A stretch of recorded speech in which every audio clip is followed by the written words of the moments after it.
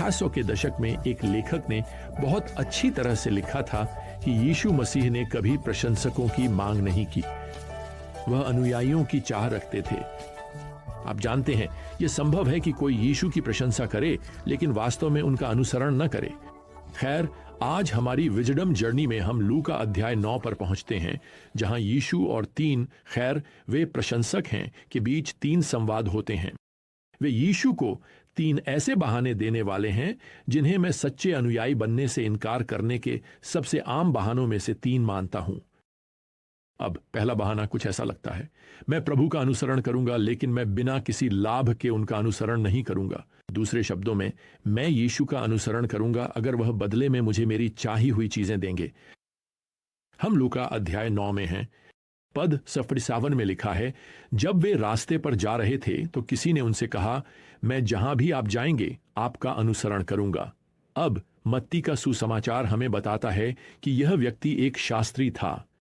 वह एक बाइबल विद्वान है। वह वर्षों से धर्म ग्रंथों का अध्ययन कर रहा है। उसके पास पुराने नियम के कानून में स्नातकोत्तर डिग्री है, जो शायद उसके अध्ययन कक्ष की दीवार पर कहीं टंगी हुई है। खैर, यह व्यक्ति स्पष्ट रूप से सोचता है कि यीशु शायद मसीह हो सकते हैं, और अगर यीशु सचमुच मसीह हैं तो यह विद्वान मानता है कि यीशु रोमन साम्राज्य को उखाड़ फेंकेंगे। वह आर्थिक समृद्धि लेकर आएंगे, वह परमेश्वर का राज्य स्थापित करेंगे और अपने पसंदीदा छात्रों को राज्य में सबसे अच्छे पद देंगे। और जहां तक उसका सवाल है, तो वह खुद को उस आने वाले राज्य में किसी महत्वपूर्ण पद के लिए सबसे उपयुक्त उम्मीदवारों में से एक मानता है। अब यहां जो दिलचस्प बात है वह यह है कि यीशु उसे सीधे तौर पर मना नहीं करते, लेकिन वह उसे सच्चाई जरूर बताते हैं। पद अरिखिड़ीहेट, यीशु ने उससे कहा, लोमड़ियों के बिल हैं और आकाश के पक्षियों के घोंसले, पर मनुष्य के पुत्र के पास सिर रखने की जगह नहीं है। दूसरे शब्दों में, अगर तुम मेरा अनुसरण करते हो तो जान लो कि लोमड़ियों और पक्षियों की हालत तुमसे बेहतर होगी। शायद तुम्हारे पास एक छायादार पेड़ भी न हो जहां तुम थोड़ी देर आराम कर सको। हमें यह नहीं बताया गया कि इस व्यक्ति ने क्या प्रतिक्रिया दी। शायद लूका ने इसे अधूरा छोड़ा क्योंकि परमेश्वर की आत्मा चाहती है कि हम इस व्यक्ति की जगह खुद को रखें, यूं कहें कि उसके जूते पहने और खुद से पूछें, जानते हो हम क्या करते अगर यीशु का अनुसरण करना हमें कोई लाभ देता न दिखता? क्या हम आज भी उसका अनुसरण कर रहे होते? अब इसके साथ ही प्रभु एक और व्यक्ति से मिलते हैं जिसके पास सच्चा अनुयायी न बनने का एक और आम बहाना है। मूल रूप से वह यह है, मैं प्रभु का अनुसरण करूंगा लेकिन अभी नहीं। यहां पद में बातचीत है 59। एक और से उसने कहा, मेरे पीछे हो ले, लेकिन उसने कहा, हे प्रभु, पहले मुझे जाने दे कि मैं अपने पिता को दफना आऊं। और यीशु ने उससे कहा, मरे हुओं को अपने मरे हुओं को दफनाने दे, परंतु तू जा और परमेश्वर के राज्य का प्रचार कर। अब सच कहें तो पहली बार सुनने में ऐसा लगता है जैसे यीशु इस व्यक्ति से कह रहे हैं कि वह अपने पिता के अंतिम संस्कार को छोड़ दे। आप जानते हैं, बस बाहर जाकर सुसमाचार का प्रचार करो। लेकिन पाठ में कहीं नहीं लिखा है कि उसके पिता वास्तव में मर चुके हैं। मुझे अपने पिता को दफनाने दो एक निकट पूर्वी मुहावरा था। इसका अर्थ था कि जब तक पिता जीवित हैं तब तक पारिवारिक जिम्मेदारियों को निभाना। देखिए, यह समय निकालने का एक आसान बहाना है, और यीशु को दिया गया उसका उत्तर वास्तव में उसके जीवन की प्राथमिकता को प्रकट करता है। पहले मुझे अपने कामकाज निपटाने दो, पहले मुझे अपनी विरासत मिल जाने दो, पहले मुझे आर्थिक सुरक्षा मिल जाने दो, और फिर आप जानते हैं क्या, मेरे पास बहुत सारा पैसा होगा प्रभु, मैं आपका अनुसरण करूंगा, लेकिन अभी नहीं। शायद आप किसी कॉर्पोरेट सीढ़ी पर चढ़ने के लिए ओवरटाइम काम कर रहे हैं, या उस नए घर में शिफ्ट होने की कोशिश कर रहे हैं, या अपने वीकेंड्स अपने शौक या उन गतिविधियों में बिता रहे हैं जिन्हें आप मानते हैं कि आपने कमाया है। आपकी जिंदगी की प्राथमिकताओं का प्रभु से कोई लेना देना नहीं है। असल में मसीह का अनुयायी बनना तो आपके रास्ते में ही आ जाएगा। शौक रखने में या करियर बनाने में कोई बुराई नहीं है, लेकिन आप तब तक इंतजार करेंगे जब तक सब कुछ आर्थिक रूप से स्थिर नहीं हो जाता। उसके बाद ही आप यीशु का अनुसरण करने को लेकर गंभीर होंगे।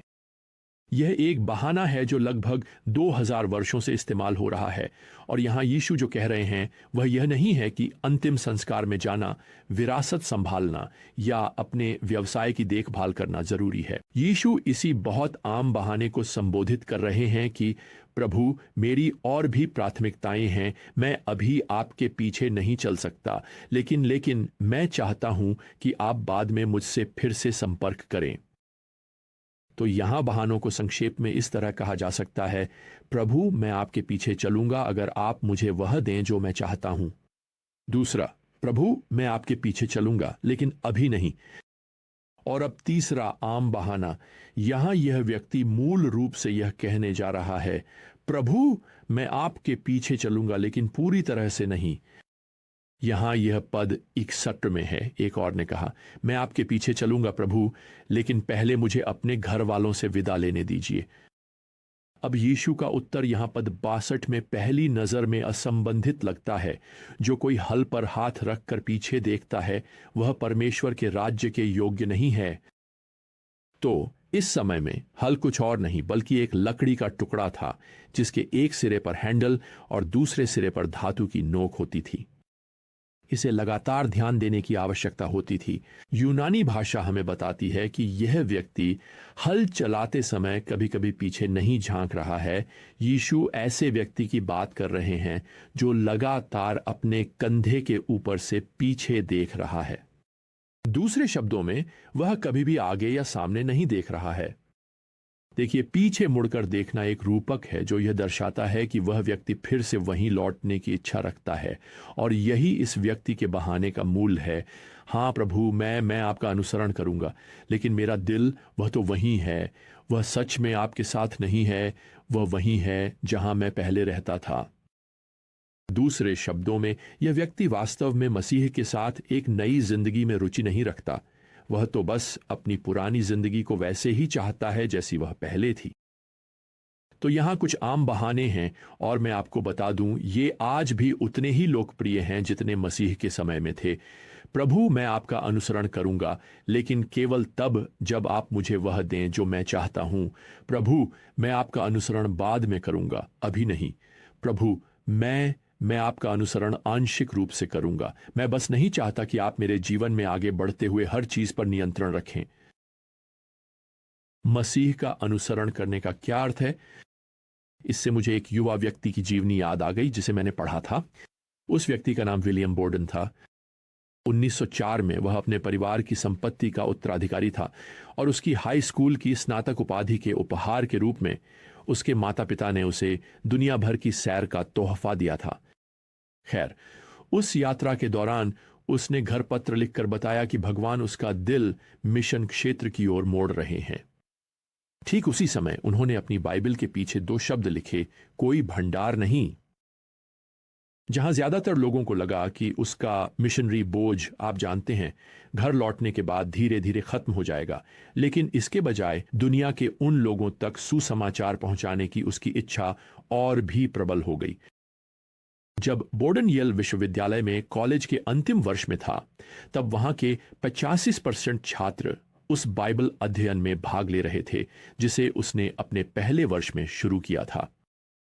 येल से स्नातक होने के बाद, और जब इस युवा नेता के लिए व्यापार के कई अवसर आ रहे थे, तब भी बोर्डन ने विश्व मिशन के अपने दृष्टिकोण को बनाए रखा।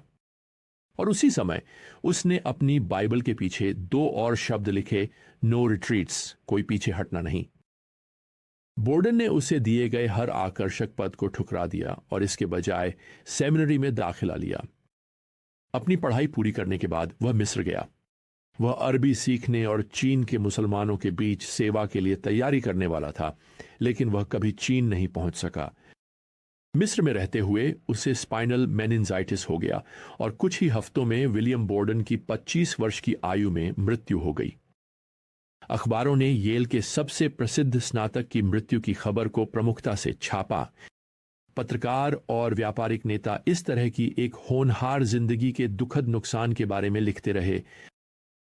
हालांकि बीमार पड़ने से पहले विलियम अपनी बाइबल के पिछले हिस्से में वापस गया, वहीं जहां उसने पहले अपनी प्रतिबद्धता के वचन लिखे थे, और उसने वहां 2 और शब्द लिखे जो उसकी मृत्यु के बाद पाए गए। नो रिजर्व्स और नो रिट्रीट्स शब्दों के नीचे उसने लिखा था नो रिग्रेट्स, यानी कोई पछतावा नहीं। देखिए प्रियजनों, जब आप परमेश्वर के बुलावे का उत्तर देते हैं और अपने जीवन का नियंत्रण उसे सौंप देते हैं, उसके लिए जीते हैं, जहां भी वह आपको नियुक्त करता है, तो मैं आपको बताना चाहता हूं कि आप एक ऐसा जीवन चुन रहे हैं जिसमें कोई पछतावा नहीं होता।